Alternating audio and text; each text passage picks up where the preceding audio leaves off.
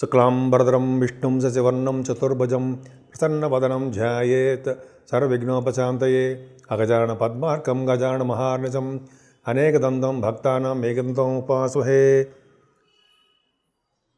మా ఆది ఆస్ట్రాలజీని చూస్తున్నటువంటి మీ అందరికీ అలాగే విదేశాల్లో కూడా ఉండి నన్ను ఎంతగానో ప్రోత్సహిస్తూ నా వీడియోలు చూస్తున్నటువంటి మీ అందరికీ కూడా పేరు పేరున నా హృదయపూర్వక నమస్కారాలు. ఇప్పుడు మనం ఫిబ్రవరి 2వ తారీఖు నుంచి 2 ఫిబ్రవరి నుండి 8 ఫిబ్రవరి వరకు కూడా వారం రోజులు ఎలా ఉండబోతున్నాయి, గ్రహాల యొక్క ప్రభావం ఎలా ఉండబోతుందో ఇప్పుడు మనం తెలుసుకుందాం. దానికంటే ముందర మీరు మీ జాతకాలు తెలుసుకోవాలనుకుంటే date of birth, time of birth, place of birth అవి ఇస్తే మన ఆది ఆస్ట్రాలజీ తరపున నేనే మీ జాతకాలు చూసి చెప్తానండి. మన ఆది ఆస్ట్రాలజీలో ముహూర్తాలు, మ్యాచ్ మేకింగ్, అనేక రకాలుగా ఒడుగు ముహూర్తాలు ఇవన్నీ ఉంటాయి కదా, మంచి మంచివన్నీ అవన్నీ మనం చేస్తామండి. మీకు ఏమాత్రం అవకాశం చెప్పించుకోవాలనుకుంటే ఈ కింద నెంబర్కి ఫోన్ చేయండి. మీనరాశి వాళ్ళకి చంద్రరాహువులు గొప్ప అదృష్టం అంటే ఈ డైనమిక్. అలాగే శుక్రుడు కలిశాడు, వచ్చేసరికి శుక్రుడు మంచివాడే కాదు, కానీ పరివర్తనలో ఉన్న శుక్రుడు మంచివాడు కదా. పరివర్తన అంటే గురుడు హౌస్ శుక్రుడు హౌస్లో గురుడు మంచివాడే.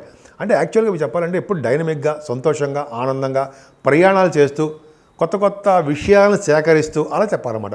కొత్త కొత్త న్యూస్ అనే బదులు కొత్త కొత్త విషయాలు, వార్తలు సేకరిస్తూ ఆనందంగా ప్రయాణాలు చేస్తూ ఉంటారు మీరు. కాకపోతే ఏంటంటే మీకు కుటుంబం దూరంగా ఉండడము, కుటుంబంలో దూరంగా ఉండడం అంటే భార్యాభర్తలు ప్రయాణాలు ఇచ్చే దూరంగా ఉండడము, కొద్దిగా రావాల్సిన డబ్బులు కొద్దిగా లేట్ అయిపోవడానికి అవకాశాలు ఉన్నాయి. ఏదేమైనా చంద్రగురులు బ్రహ్మాండంగా ఉన్నారు. అంటే మీ తోబుట్టువులు ఉంటారు సరే, తమ్ముళ్ళు, వాళ్ళకి కలిసి వచ్చే అంశం చెప్పచ్చు. తమ్ముళ్ళు కానీ చెల్లెళ్ళు కానీ 6వ తారీఖు 7వ తారీఖుని 3వ భావంలో బాగా కలిసి వచ్చే అంశం అండి. ముఖ్యంగా చెప్పాలంటే మీ లగ్నం ప్రకారం చూసుకోండి.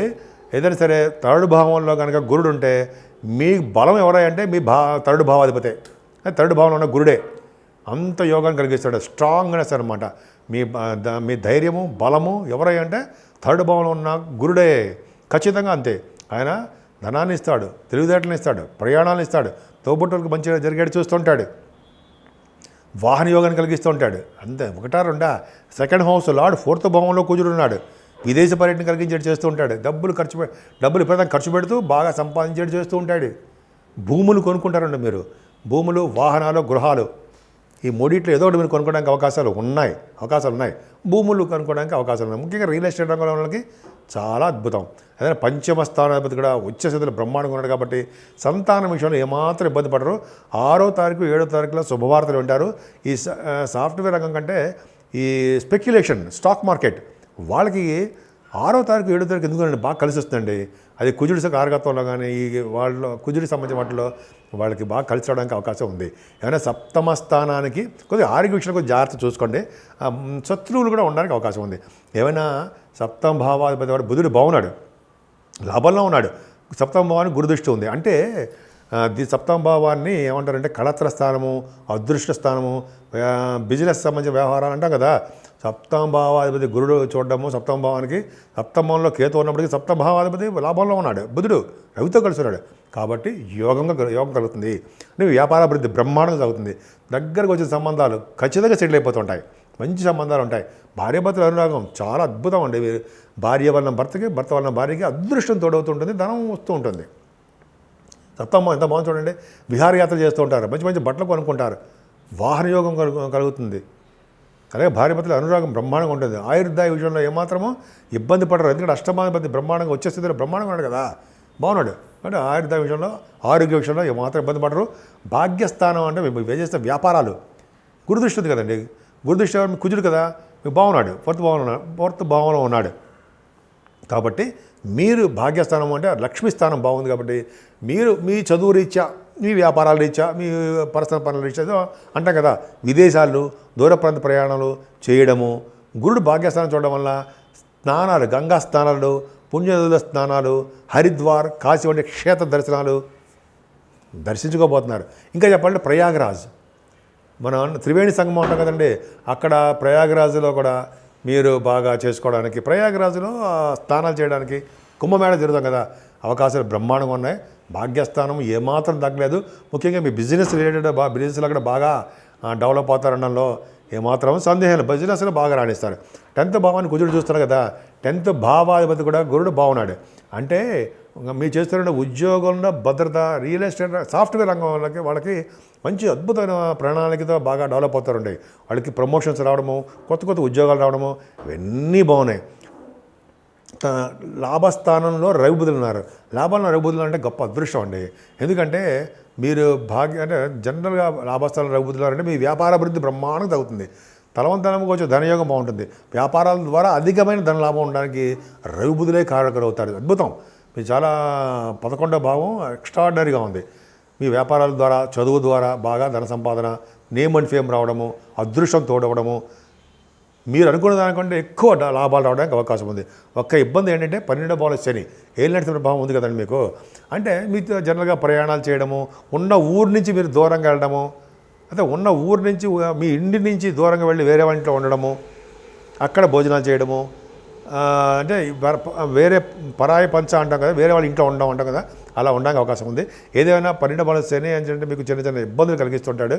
మనశ్శాంతి లేకుండా తిరుగుతూ ఉండడము, ఏదో లోటుపాట్లు కనిపిస్తుంటాయి. అందుకనే శనీశ్వరుడికి సంబంధించినటువంటి తైలాభిషేకం కానీ చేయించుకోవడం వలన, వెంకటేశ్వర స్వామి ఆరాధన, ఆంజనేయ స్వామి పూజలు ఇవన్నీ ఉంటాయి కదా, మందపల్లిలో శనీశ్వరుడు అభిషేకాలు నాకు తెలిసింది చెప్తానండి. ఇలాగా చేసుకోవడం వలన అద్భుతమైన ఫలితాలు ఉంటాయి. మీ మీనరాశి వాళ్ళకి ఏమాత్రం భయపడాల్సిన అవసరం లేదు. మంచి యోగాలు ఉన్నాయి. రవిబుధులు మిమ్మల్ని బాగా కంటికి రెప్పలా కాపాడుతున్నారు. మీరు చేసుకోవాల్సిన పూజలు శనీశ్వరుడికి పూజ చేసుకున్నా, వెంకటేశ్వర ఆరాధన చేసుకున్నా, వెంకటేశ్వర స్వామి దర్శనం చేసుకున్నా తప్పకుండా సర్వశుభాలు కలగడానికి అవకాశాలు ఈ వారం మొత్తం మీకు ఉన్నాయి. ఇప్పుడు 12 రాశుల వాళ్ళకి అంటే మేషం నుంచి మీనరాశి వారికి కూడా రెమెడీస్ అంటే ఆచరించదగ్గ, పూజించవలసినది దేవుడు, ఆచరించదగ్గ పూజలు ఏమైనా ఉన్నాయంటే అమ్మవారి యొక్క పూజలండి. అమ్మవారి లలిత అమ్మవారు కానీ, దుర్గా అమ్మవారు కానీ, అలాగే పార్వతీ అమ్మవారు కానీ, మీకు ఏ దేవుడు ఇష్టం ఆ దేవుడు అమ్మవారి యొక్క పూజలు వలన ఫలితాలు ఎక్కువ ఉంటాయి. ఎందుకంటే శుక్రుడు వచ్చే స్థితిలో ఉండడం కారణం. అంతేకాకుండా వెంకటేశ్వర స్వామి యొక్క ఆరాధన కంపల్సరీగా చేసుకోవాలండి. అంటే వెంకటేశ్వరం దగ్గర శనీశ్వరుడు అంటే శనివారం పూట, శనీశ్వరుడు చెప్దాం, శనివారం పూట మీరు ఒక మూకుల్లో ఒక ఖండమైన ఒత్తి వేసి వెలిగించడం వలన దోషాలు పరిహారం అవుతాయి. మీకు కానీ శనీశ్వరం వచ్చే దోషాలు కానీ ఎటువంటి దోషాలు సరే పరిహారం అయి చక్కగా పెళ్ళి కూడా అయిపోతుంటాయి. అది ఒక చెప్పదగ్గ విషయం. అంతే కుజుడు సుబ్రహ్మణ్య స్వామి ఆరాధన, సుబ్రహ్మణ్య స్వామి కళ్యాణాలు, సుబ్రహ్మణ్య స్వామి పూజలు, సుబ్రహ్మణ్య స్వామి నిరంతరం పూజించడం వలన సర్వశుభాలు కలగడం కాకుండా కోర్టు సంబంధించిన వ్యవహారంలో కానీ, భార్యాభర్తల సంబంధం విషయంలో కానీ, పిల్లలు పుట్టట్లేదని ఇచ్చే ఇబ్బందులు కానీ వీటన్నిటిని తొలగించడం కోసం కుజుడు సుబ్రహ్మణ్య స్వామి ఆరాధన కంపల్సరీ చేయాలండి. వీటన్నిటికంటే ముఖ్యం ఫైనల్గా చెప్పదగ్గది ఏంటంటే శివాభిషేకాలు, శివారాధన చేసుకోవడం వలన, శివుడికి అభిషేకాలు చేసుకోవడం వలన, శివుడికి విభూతితో పూజించడం వలన, అంటే గంగా స్నానాలు చేయడం వలన, శివుడికి క్షేత్రాలైన దర్శనాలు చేసుకోవడం వలన, అమ్మవారి పీఠాలు దర్శించడం వలన చక్కటి యోగాలు 12 రాశులకు కలుగుతాయండి. ముఖ్యంగా మీరు చాలామందికి 12 రాశులకు అవకాశం ఏంటంటే, నాకు తెలిసి 12 రాశులకి గంగా స్నానాలు చేసే అదృష్టం ఎక్కువ ఉంది. కాశీలో కానీ, హరిద్వార్లో కానీ, త్రివేణి సంగమంలో కానీ ఈ చేసే అవకాశాలు మీ రాశుల వాళ్ళకి ఈ మాఘమాసం నుంచి చాలా ఎక్కువ ఉన్నాయి. పైగా రథసప్తమి వస్తుంది, భీష్మ ఏకాదశి కూడా వస్తున్నాయి. సో ఈ 2 పవర్ఫుల్ డేస్ కదా, కాబట్టి మీరు తప్పకుండా మీరు చేసుకుంటారు, అవకాశాలు ఉన్నాయి. ముఖ్యంగా ఫైనల్గా చిన్న మాట ఏంటంటే సూర్యభగవాన్ ఆరాధన. రథసప్తమి వస్తుంది కదా, 4వ తారీఖు రథసప్తమి వస్తుంది. ఆ రోజు మంగళవారం పూట సుబ్రహ్మణ్య స్వామి ఆరాధన చేసుకుంటూ, ముఖ్యంగా 3వ తారీఖుని షష్ఠి వస్తుంది కాబట్టి ఆ రోజు ఉపవాసం ఉండి, తర్వాత రోజు 4వ తారీఖుని కుజుడు సంబంధించింది కాబట్టి ఏమంటారంటే సూర్యభగవానుడు రథసప్తమి పూట చేసుకోవడం వల్ల, పూజలు చేసుకోవడం వల్ల, అంటే ఒక ముక్కలు చెప్పాలంటే ముందు రోజు ఉపవాసం ఉండి, సోమవారం ఉపవాసం ఉండి, తర్వాత రోజు రథసప్తమి పూట సూర్యభగవాను ఆరాధన చేసుకోవడం వల్ల తప్పకుండా మంచి ఫలితాలు కలుగుతుండడంలో ఏమాత్రం సందేహం లేదు.